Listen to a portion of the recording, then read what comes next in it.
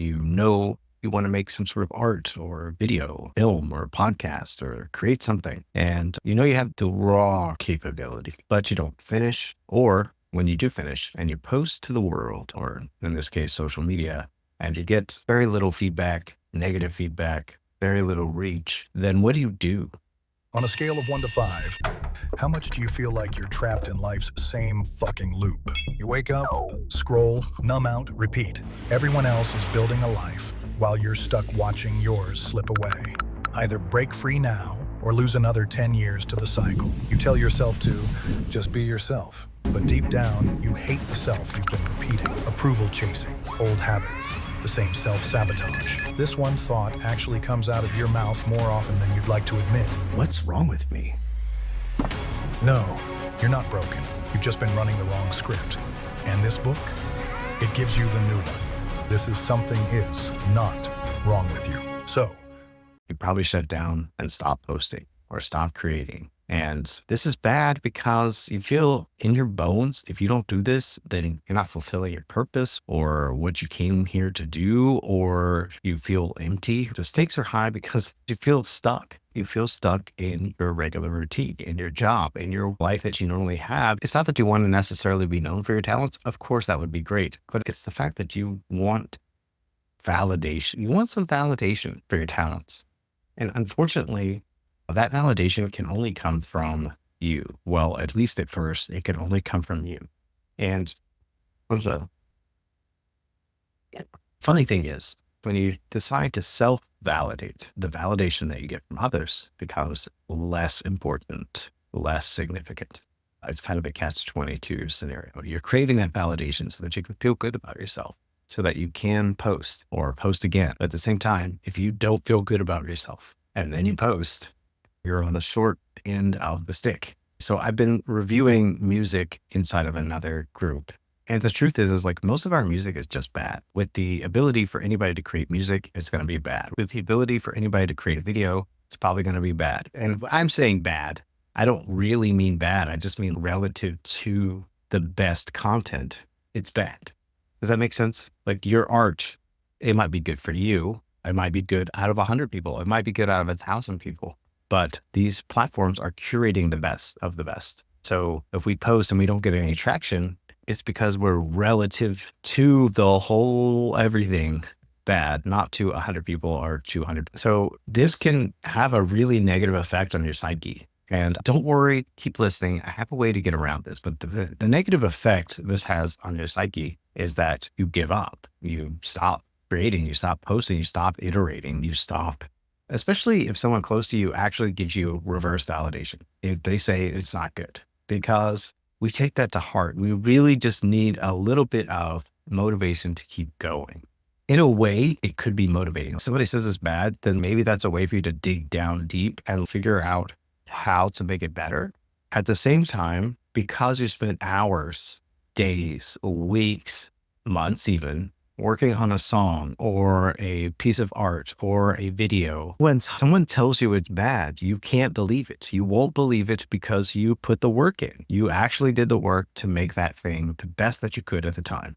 And unfortunately, I don't mean for this podcast to be something that brings you down, because there really is a solution to this. But unfortunately, it probably is bad. It's most of my videos probably bad. Most of my podcasts probably going to start out pretty bad. Like how rough is this right now? Most of my music, bad compared to everyone's music. Maybe it's kind of good. Maybe it's better than average, but it's not the best. It's not the best. I have a ways to go. And it's that process of being able to look at your content, at your art and go, you know what? I could have did this better. Now I know I could have drawn these lines a different way. I could use a different tool. I could have sent this off to someone for some help or some feedback. There's so many things you can do. It's just when you first start out, just because you can do something doesn't mean you should. It means that if I do make a video and it doesn't do well, that means I need to learn from that video. That's what it means. It means, okay, let's get to a point where it's good.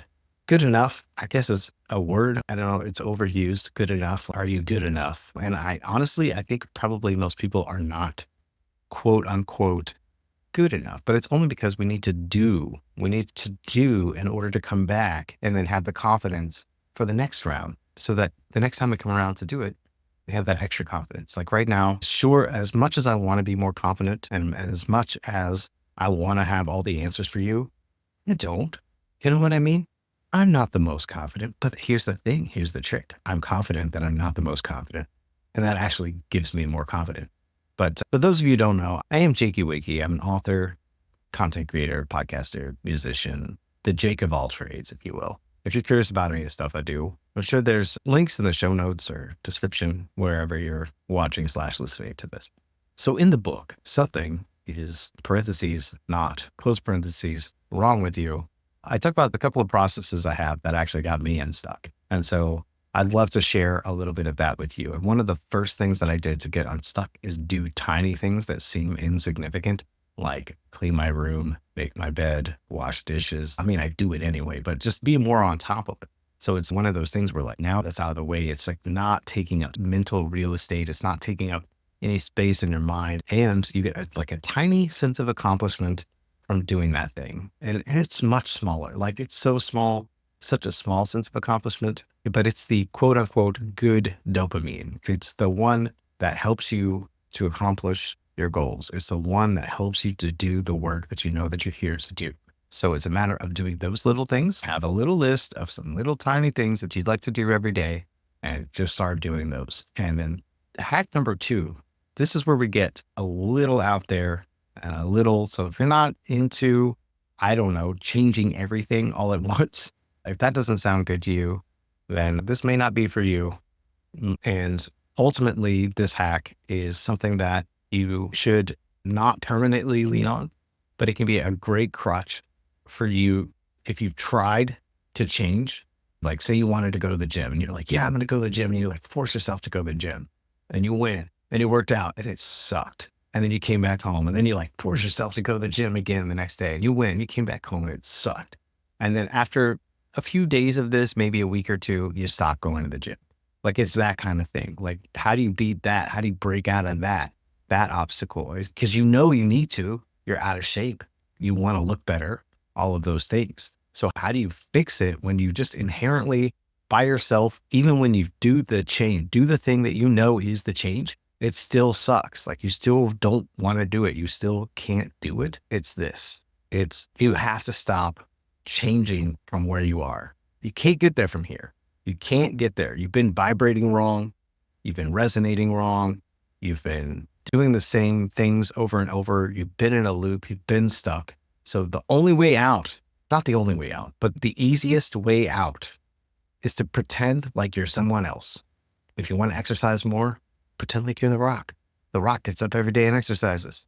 Pretend like you're another version of yourself, an avatar, if you will.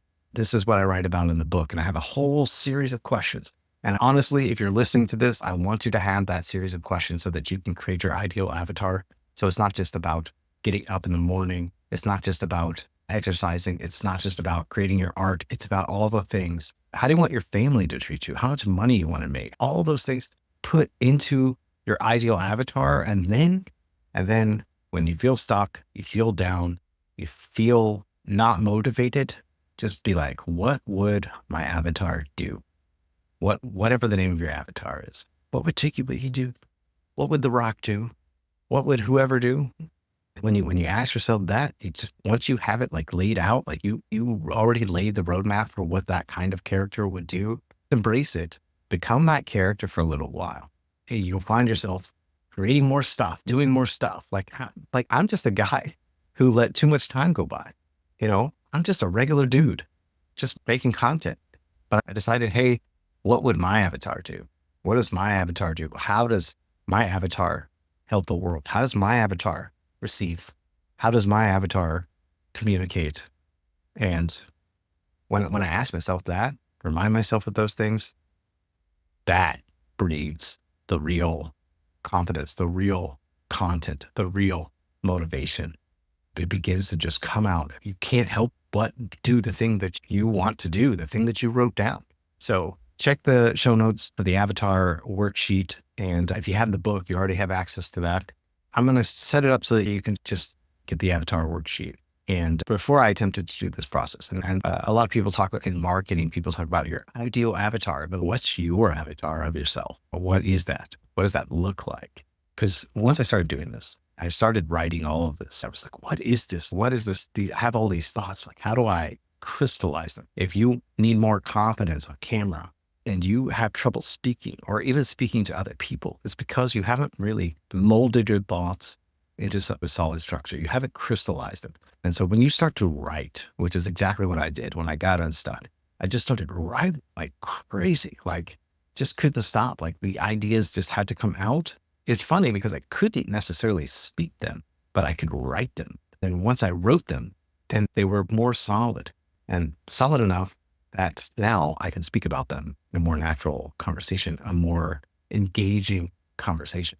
And so that's another hack. That is a bonus hack on becoming a creator, because you'll see a lot of people say, hey, just hit record, just start recording, just start making videos. But if you don't have your main concepts of how you want to improve the world, improve yourself, the things you believe about the world, the things that are important to you, like if you don't know what that is, then what is the point of hitting record on a camera?